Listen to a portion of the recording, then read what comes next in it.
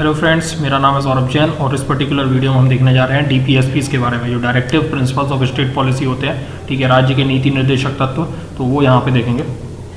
तो देखिए क्या होता है बेसिकली, जब भी कोई गवर्नमेंट कोई भी पॉलिसी बनाती है, चाहे वो मतलब स्टेट गवर्नमेंट हो या सेंट्रल गवर्नमेंट हो, पार्लियामेंट में या स्टेट लेजिस्लेचर में, जब भी कोई गवर्नमेंट कोई पॉलिसी बनाती है या कोई मतलब लॉ बनाती है, ठीक है, कोई भी कानून बनाती है, तो उसे कुछ डायरेक्टिव्स का ध्यान में रखना पड़ता है। ठीक है, ध्यान में रखना चाहिए, मतलब जो संविधान में कुछ डायरेक्टिव्स दिए गए हैं उनको ध्यान में रखते हुए पॉलिसीज़ को बनाना चाहिए। ठीक, तो यही इस वीडियो में जो डायरेक्टिव्स हैं किस तरीके से उनको कैटेगराइज किया गया है, तो वो चीज़ें हम देखेंगे यहाँ पे, है ना।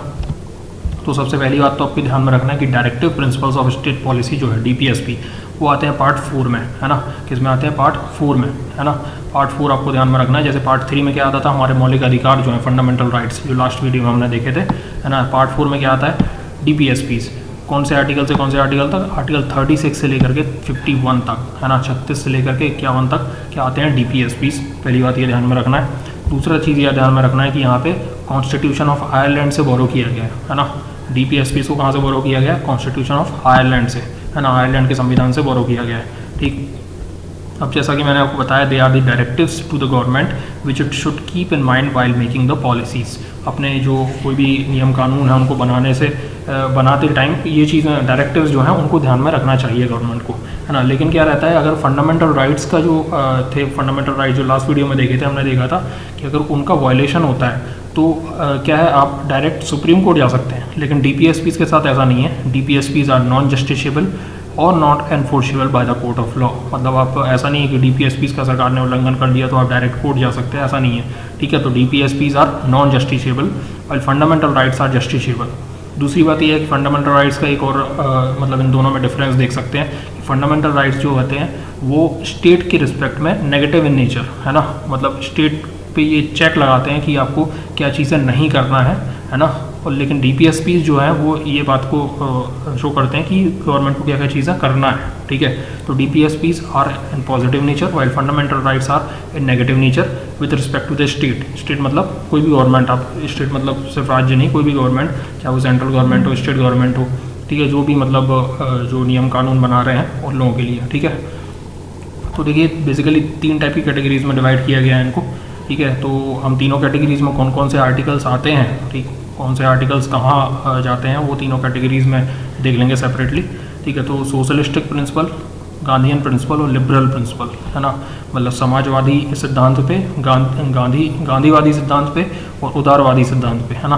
तो ये तीनों मतलब जैसे गांधी जी की आइडियोलॉजी जो थी उस पर बेस्ड कुछ डायरेक्टिव्स बताए गए संविधान में उनको, और इसके अलावा सोशलिस्टिक प्रिंसिपल को भी, है ना, और लिबरल प्रिंसिपल को ध्यान में रखते हुए जो डायरेक्टिव्स हैं उनको इन तीन कैटेगरीज में डिवाइड कर रखा है। ठीक है, तो देखिए इन तीनों कैटेगरीज को हम सेपरेटली कौन कौन से आर्टिकल कहा जा रहे हैं वो पढ़ लेंगे।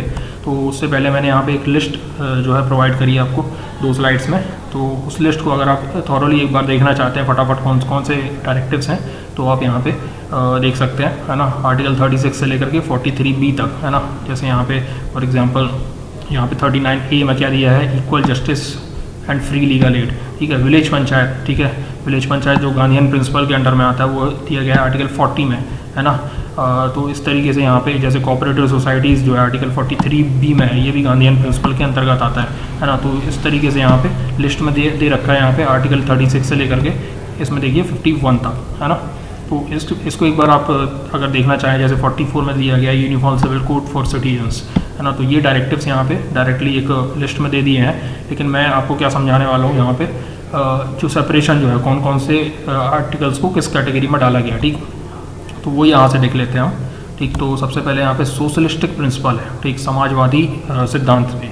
ठीक है, वो कौन कौन से आर्टिकल आते हैं इस टेबल में देख लीजिए। यहाँ पे आर्टिकल 38, ठीक, आर्टिकल 38 में क्या है, देखिए, promote social welfare, minimise inequality in income status and facilities and opportunity. ठीक, तो ये चीज़ दी गई है यहाँ पे, क्या यहाँ पे प्रमोट सोशल वेलफेयर को प्रमोट करना, है ना। और जो इनइक्वालिटी है, जो लोगों के बीच में जो इनइक्वालिटी है किस चीज़ को लेके, इनकम को लेके या स्टेटस को लेके, फैसिलिटीज़ को लेके या अपॉर्चुनिटीज़ को लेके, तो इन चीज़ों को ज़्यादा से ज़्यादा मिनिमाइज़ करना है। ठीक है, लोगों को ज़्यादा से ज़्यादा एक बराबर करना है हमें। ठीक है, ये गवर्नमेंट को ध्यान में रखना चाहिए। ठीक ठीक। तो इसी तरीके से आर्टिकल 39 आप दे सकते हैं, educate means of livelihood, fair distribution of wealth, equal pay for equal work, ठीक है। जितना काम किया उस हिसाब से, मतलब बराबरी, जितना काम किया उस हिसाब से इक्वली पे किया जाता है, ठीक है। तो यहाँ पे equal pay for equal work, fair distribution of wealth, है ना। तो इस तरीके से आर्टिकल 39 है। 39A में जो है फ्री लीगल एड के बारे में दिया गया है ना। आर्टिकल 41 में राइट टू वर्क, ठीक है, और राइट टू एजुकेशन, जो एजुकेशन का जो राइट है वो दिया गया है यहाँ पे। इसके अलावा assistants in unemployment, old age, disease and other disabilities, ठीक है। बेरोजगारी के टाइम पे जो असिस्टेंस होता है बेरोजगारों के लिए, या ओल्ड एज डिजीज़, जो ओल्ड एज में जो डिजीज़ हो जाती हैं या दूसरे टाइप की डिसेबिलिटीज़ रहती हैं, उनमें असिस्टेंट को आर्टिकल 41 में दे रखा है ना। सिमिलरली आर्टिकल 42 में क्या दिया हुआ है, securing human condition of work and maternity relief, ये चीज़ ध्यान में रखना चाहिए, ठीक है। सिक्योरिटी फॉर वर्कर्स के लिए क्या सिक्योर करना चाहिए, अ लिविंग वेज, है ना। इसके अलावा proper condition of work and decent life, है ना। तो ये किस में दिया गया, आर्टिकल 43 में।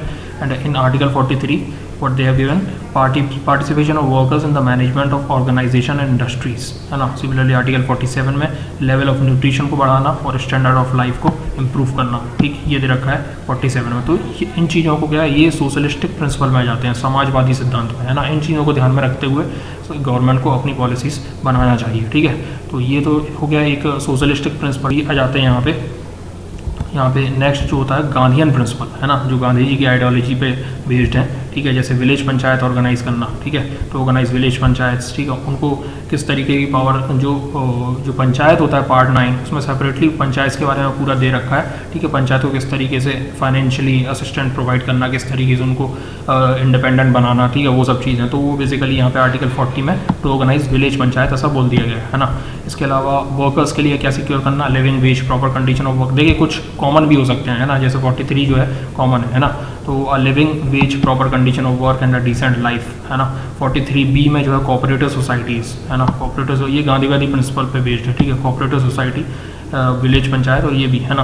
तो इस तरीके से यहाँ पे आ जाते हैं। सिमिलरली गांधीयन प्रिंसिपल पे यहाँ पे आर्टिकल 46 में वीकर सेक्शंस के लिए क्या प्रमोट करना, एजुकेशन और उनके इकोनॉमिक इंटरेस्ट के लिए प्रमोट करना, ठीक है। इसके अलावा उनके सोशल इनजस्टिस जो होता है, उनके खिलाफ कोई समाज में अन्याय ना हो, ठीक है, उनका शोषण ना हो, एक्सप्लॉयटेशन ना हो, तो उसके लिए प्रोटेक्ट करना, है ना। सिमिलरली आर्टिकल 47 में क्या दिया गया है, कोई कॉमन है यहाँ पे, raise level of nutrition standard of life, जो कि पहले दिया गया था सोशलिस्टिक प्रिंसिपल में, ठीक है। तो वो गांधीयन प्रिंसिपल के भी अंडर में आ जाता है। कुछ चीज़ें जैसे मैंने बताया कॉमन हो सकती हैं, है ना। सिमिलरली आर्टिकल 48 में organise animal husbandry and on modern and scientific basis and prohibit slaughter of cows, मतलब यहाँ पे पशुपालन को बढ़ावा देना, ठीक है, उनको किस तरीके से बेटर करना, आज की जो मॉडर्न एंड साइंटिफिक टेक्निक्स हैं उनको देखते हुए, और क्या चीज़ रोकना, गौ हत्या, स्लॉटर ऑफ काउस, है ना। तो ये चीज़ यहाँ पे बताई गई है ना। सिमिलरली नेक्स्ट जो है यहाँ पे आप देख सकते हैं लिबरल प्रिंसिपल, ठीक है, उदारवादी सिद्धांत पे जो बेस्ड है, तो वो इस तरीके से है यहाँ पे। जैसे 44 में यूनिफॉर्म सिविल कोड, है ना, free and compulsory education to all the childrens, 45 article 48 में ऑर्गेनाइज एनिमल हस्बेंड्री, जो कॉमन है, ठीक है, गांधीवादी प्रिंसिपल और लिबरल प्रिंसिपल पर, ठीक है। सिमिलरली 48 आप देख सकते हैं यहाँ पे, ठीक है। 49 में सिमिलरली प्रोटेक्ट ऑफ मोनूमेंट्स, है ना, places and object of national importance, और इसके अलावा जुडिशरी को सेपरेट करने का यहाँ पे आर्टिकल 50 में दिया है, जुडिशरी सेपरेट होना चाहिए, है ना, इंडिपेंडेंट होना चाहिए। सिमिलरली 51 में क्या दिया है, 51 में क्या दिया है यहाँ पे, promotion of international peace and security, है ना, इंटरनेशनल पीस और सिक्योरिटी को प्रमोट करना। इसके अलावा जो अदर नेशंस हैं उनके साथ अच्छे रिलेशंस मेंटेन करना भी डायरेक्टिव दिया गया है संविधान में, है ना। जितने भी नेशंस हैं उनके साथ अच्छे रिलेशन जो है बनाने चाहिए। और इसके अलावा रिस्पेक्ट इंटरनेशनल ट्रिटीज़, जो यहाँ पे जितनी भी इंटरनेशनल ट्रिटीज़ होती हैं इंटरनेशनली अदर नेशंस के साथ, या कोई भी बहुत सारी ट्रिटीज़ जैसे आपने पढ़ी होंगी, तो उनको रिस्पेक्ट करना, उनको फॉलो करना, ठीक। तो ये भी डायरेक्टिव्स का ही पार्ट है ना। इंपॉर्टेंट यहाँ पे देख सकते हैं आप 48A इंपॉर्टेंट है, जैसे protect and improve the environment, है ना, एनवायरनमेंट से रिलेटेड है ना, and improve and safe guard forest and wild life of the country, है ना। तो इस तरीके से ये तीनों कैटेगरीज में हमने डिवाइड कर लिया। तो आपको ध्यान में रखना है कौन सी कैटेगरी में कौन कौन से आर्टिकल आते हैं, है ना।